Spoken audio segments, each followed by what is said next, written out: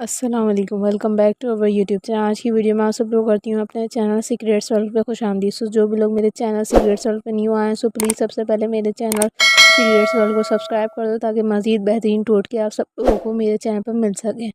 सो आज हम बात करेंगे जो लोग हिचियों से परेशान हैं, फ़ौरी बंद करना चाहते हैं, हिचियों के लिए एक बेहतरीन टोटके के साथ हाजिर हुए हैं।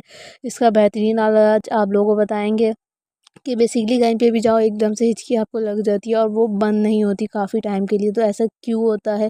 तो कोई चीज़ या तो गले में फंस जाती है, आप लोग खाना लगातार खाते हो, पानी नहीं पी पाते, सो इस वजह से भी हिचकी लगातार बनने लग जाती है। इसको रोकने के लिए एक बेहतरीन घर के ही चीज़ों से अज्जा से बना हुआ टोटका है प्याज और नमक की मदद से। आप लोगों ने क्या करना है, एक छिली हुई प्याज ले लेनी है, उसके ऊपर नमक लगा लेना है और उसको खा लेना है। आपकी फ़ौरी तौर पर हिचकी गारंटी के साथ मैं बोल सकती हूँ बंद हो जाएगी। तो बहुत ही अच्छा और इफ़ेक्टिव फार्मूला है हिचकी के लिए। होप सो वीडियो अच्छी लगी लाइक कर देना, चैनल को सब्सक्राइब कर देना। जब तक के लिए अल्लाह हाफ़िज़ गाइस, थैंक यू।